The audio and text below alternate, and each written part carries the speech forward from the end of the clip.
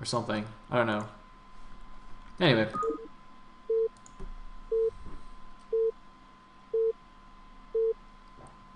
Yeah, so Assault Money's good. Apparently he was A- last season. Sweet. Okay, so on the left side is the Orange Zerg. We have Assault PaiN. At the bottom is the Blue Terran. We have Best Chain Napoleon. Oh, we're on Outlier too. Oh, fantastic. High level TVZ on an Outlier. Oh, yeah, good times, man. Good times. Gambit's Cup. It's pretty sweet. Alright, hold on. Orange and blue. Nice. So, looks like we're going in the wrong direction here. And hopefully everyone knows Outlier, but if you don't, it's an amazingly awesome map for an observer, and horrendously terrible if you're a player. Basically, you have like the inside bases that are normal, and then you have like this outside ring of bases that are separated by minerals. So yeah, games can get pretty wacky on this map. Also, Stork beat Cole with 3-gate Scout Goon, which is where I got my favorite 1-base PvZ build on this map. So just a little trivia. Anyway, actually, I don't know how the balance of this map is statistically. I should probably go look that up on TLPD. I'm a little bit curious, actually. Alright, let's have a look. TLPD, Curry, Brood War Pro Gaming. Alright, that's good. That's good. Maps. How do I search this? Oh, there we go. Nothing's going on, right? Yep, nothing's going on. Alright. Outsider. Outsider SE, okay. Last played last played 2 years ago. Alright, looks like it's fairly balanced. Well, it looks like the majority of the games on this map were ZVP. Slightly in favor of Zerg, but you know, that matchup always is. TVZ slightly in favor of Terran, but that matchup always is as well. So, there you go.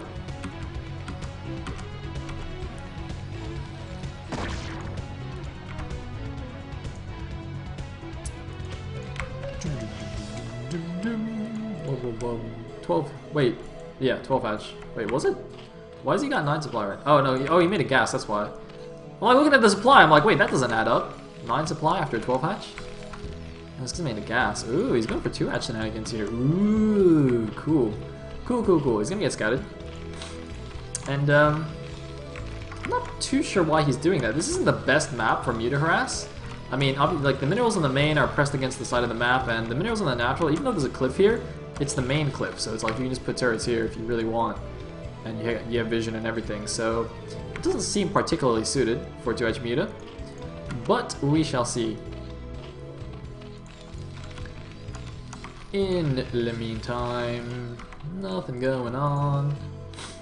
Yeah. I'm wondering what Assault's thinking here. Doesn't really seem like a 2H Muta map at all.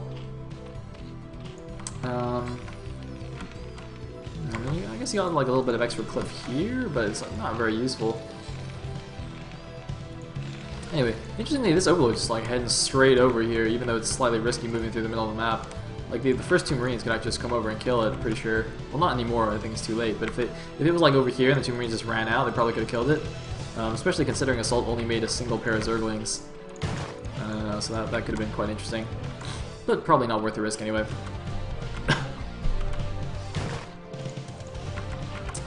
So, yeah. No, that's fine. It's pretty hard to catch that with only 2 links. And so while we're waiting, yeah. If anyone isn't aware, I'm just gonna be casting this one series, and I believe once I finish the series, L-Master is gonna cast SAS versus FR. So yeah, just to let people know what's going on there, so people don't just like freak out when I stop after the series is over. Anyways.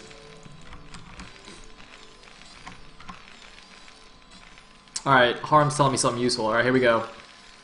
How Zergs played this map was that they 2H Muta into back expo and then double gas later, and then super sunk their nat into 4 gas guard ultra sometimes defiler.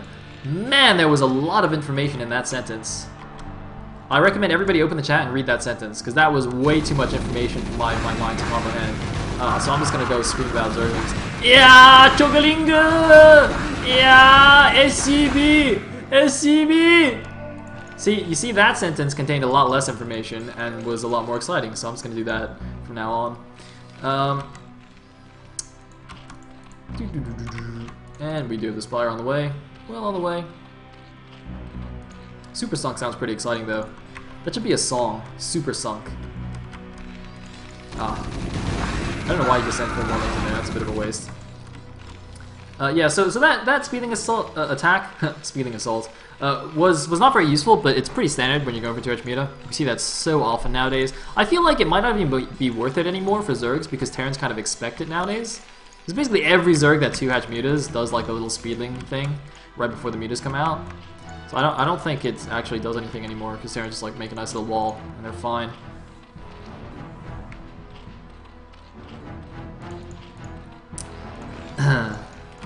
Meanwhile, Zaraki's just busy making ass puns in the chat.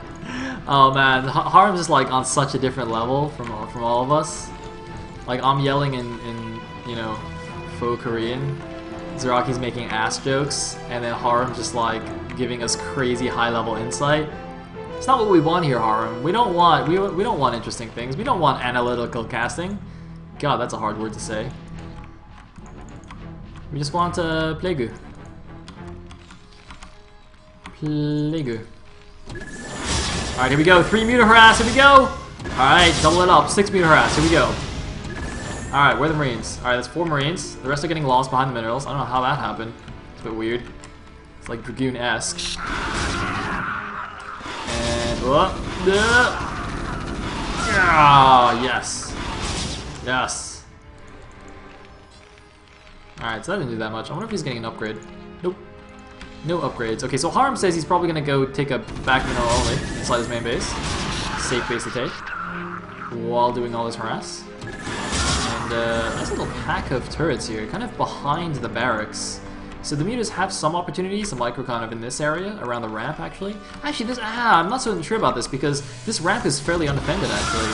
And that's like a prime, you know, location for Mutas to actually pick off 3 Marines, as you can see right now. So I would have liked if these turrets were slightly higher here maybe, to still cover the barracks, but also somewhat cover the ramp as well. But other than that, I think this is good. Also maybe leaving 1 turret up here to give you vision of the high ground might be useful as well. You know, especially considering the Zerg's going for the 2 HP and wants to be super duper aggressive. Sweet.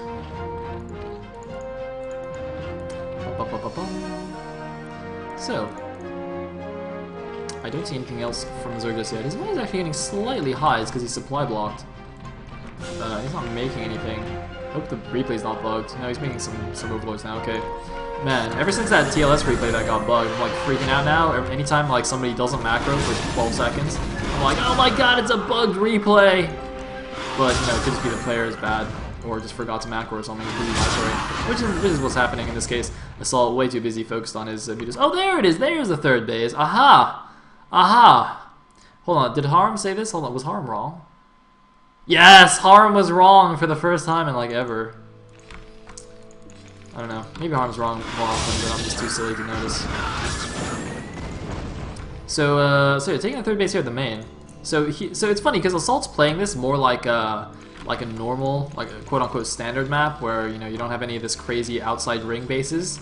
So he's just taking a 3rd gas out of another main. He's gonna just like put lurkers here and just defend it as normal. Not really taking advantage of the safe back expos. Like there is a double gas here that you can take if you want in the corner by tricking a drone through. So he's not really gonna bother with that.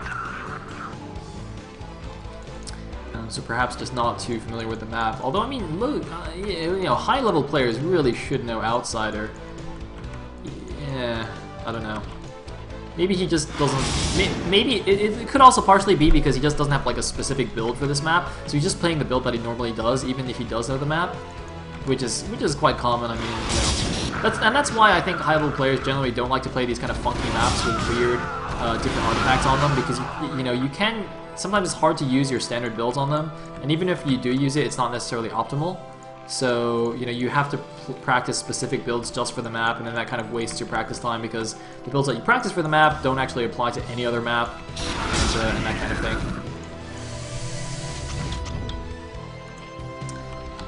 Anyway, so looks like we do now have the transition getting lurkers and then eventually hive. Whoa, looks like not paying attention there, gonna lose an extra muta.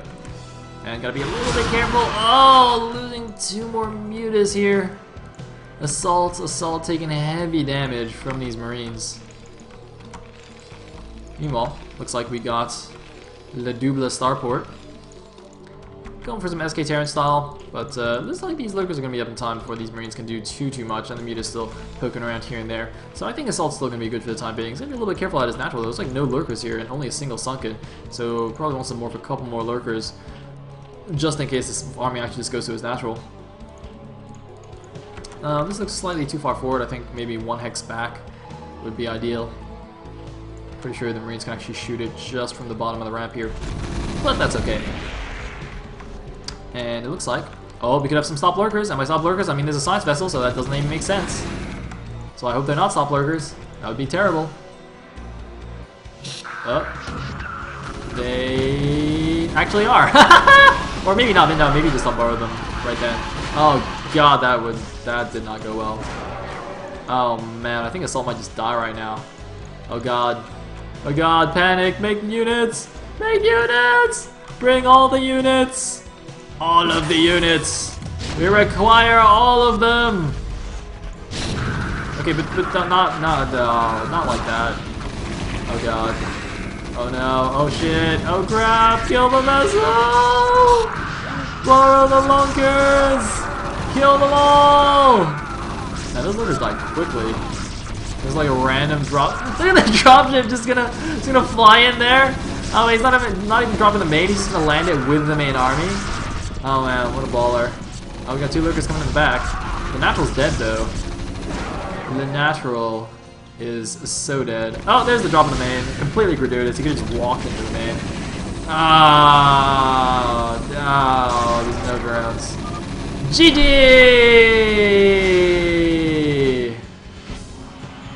Oh wait, does that mean? Oh no, that means SJ won.